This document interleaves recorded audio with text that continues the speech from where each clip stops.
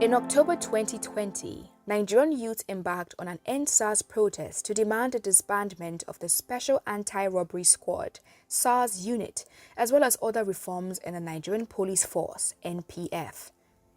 The protest, which began as a peaceful gathering of thousands of young people, quickly devolved into chaos after being hijacked by hoodlums. The hijacked protest subsequently led to mob attacks on security personnel, killings and vandalization of public and private properties.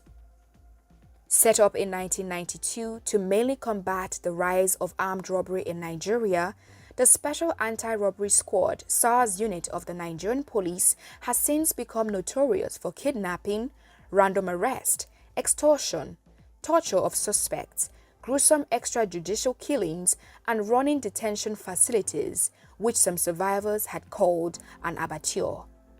The unit was investigated several times in response to protest, but without results. Reforms were then promised in 2016, 2017, 2018, and 2019. However, the unit was eventually disbanded on October 11, 2020, after worldwide protest moved the government to act. The EndSARS movement started in 2017 when Nigerian youths protested against the defunct police unit. However, the movement was revived in October 2020 after a viral video emerged of police officers thought to be members of the SARS unit allegedly killing an unarmed young man in Delta State. He was later said to have survived the assault. This prompted Nigerian youths to troop to social media, especially Twitter, calling on the federal government to put a stop to the menace. Unfortunately, on October 20, 2020, the Nigerian security forces, according to reports, killed at least 12 peaceful protesters at the Lekki toll gate, a temporary end to the protest.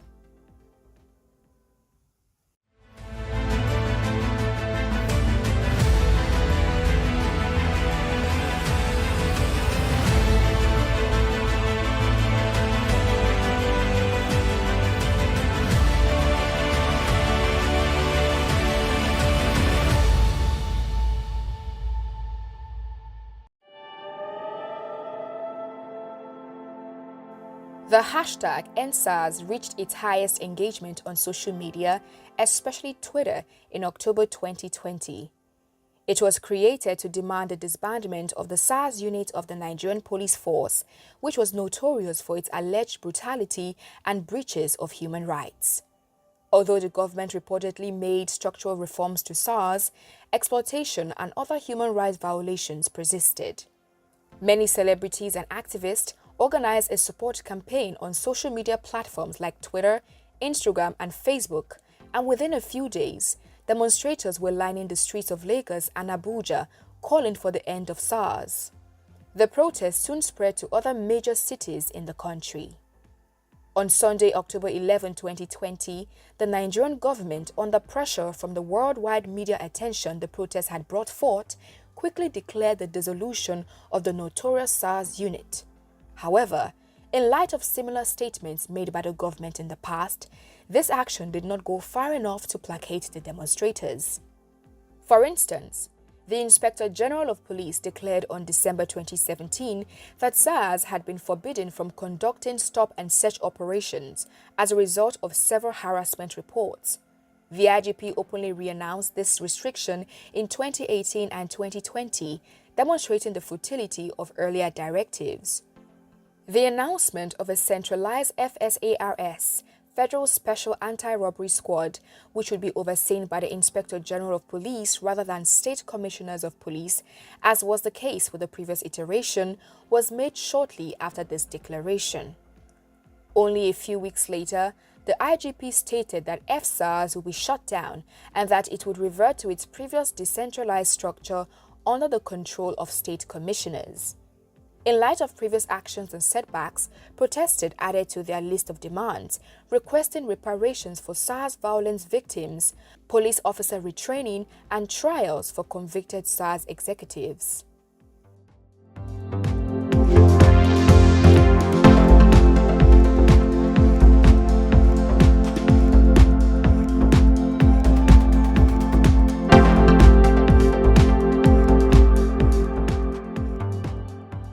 According to reports, SARS and other Nigerian police divisions often imprison detainees without charge or trial for months or even years at a time.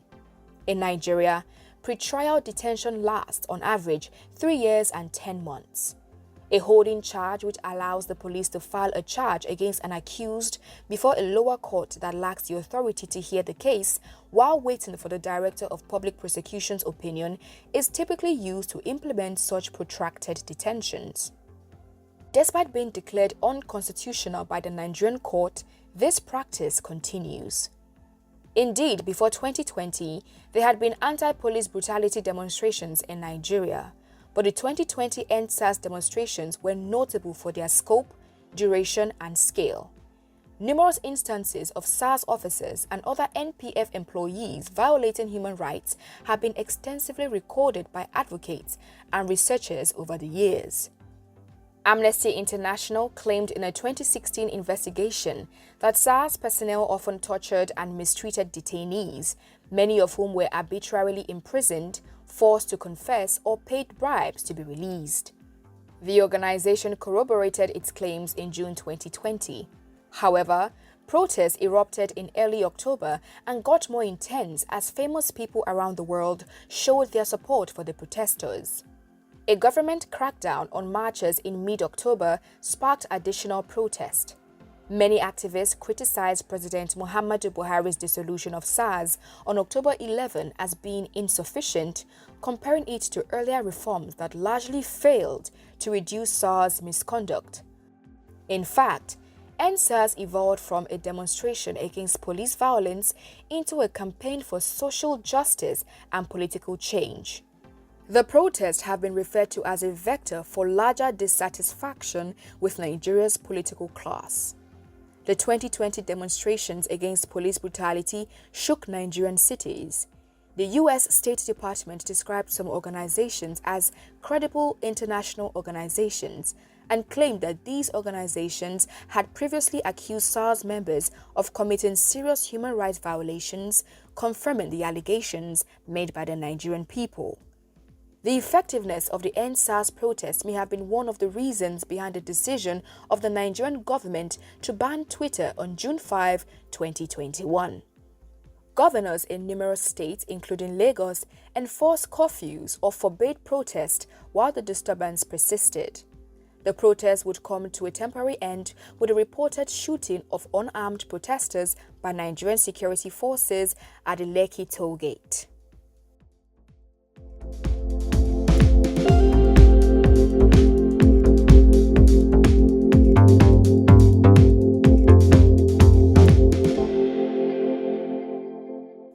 According to reports, on Tuesday, October 20, 2020, the Nigerian security forces used live fire to disperse protesters in Lagos, Nigeria's commercial metropolis, at the Lekki toll gate, killing several people and injuring many more. The shooting was said to have begun around 6:45 p.m. and lasted until after midnight. Many protesters were reported to be hurt, while some others lost their lives. Local hospitals reportedly treated injured demonstrators from the Lekki toll gate. Throughout the protest, demonstrators were confronted with disproportionate force meted against them. They had been beaten, humiliated, and arrested. Crowds were also dispersed with water cannons and tear gas. Authorities targeted anyone seen as a financial supporter or leader of the EndSARS movement. To keep them in the country, some had their bank accounts frozen or their passports taken away from them.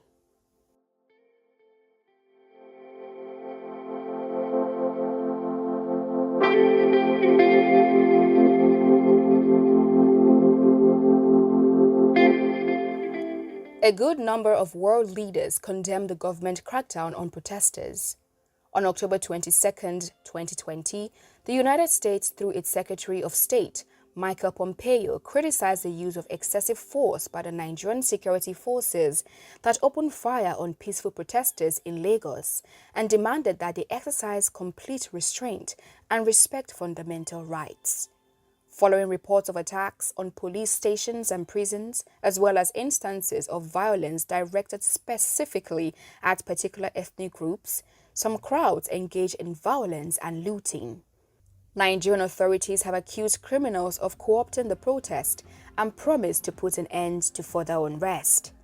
Meanwhile, opposition leaders and activists claimed that security authorities had hired or allowed armed gangs to disperse peaceful protesters. The theft of food from retailers brought the financial predicament of many Nigerians to light once more. Government officials came under fire from critics for hoarding COVID-19 relief supplies rather than distributing them to those in need. It appeared that the Lekki tragedy caused a significant collapse of law and order. 3 of the country's most famous news organizations were punished for airing social media footage of the EndSARS protest and security forces allegedly shooting protesters. The EndSARS protest pushed the Nigerian authorities to dismantle the Special Anti-Robbery Squad unit, and states throughout the country established judicial committees to probe the unit's crimes.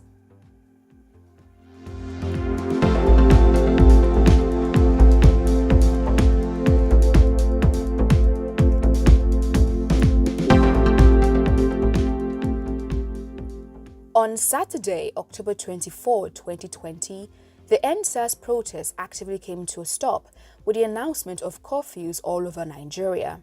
However, Nigerians in the diaspora continued with protest in Zurich, Paris, New Zealand, Berlin, Toronto, Brussels, and other cities around the globe.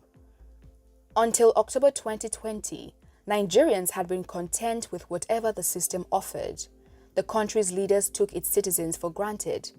However, a generation that has learned to do things differently spoke up about their demands for justice and a better society and insisted with grim determination on a reform in the security architecture of the country. Those youths decided to stop playing the ostrich and took the bull by its horns. At the top of their voices, they only wanted one thing: end SARS.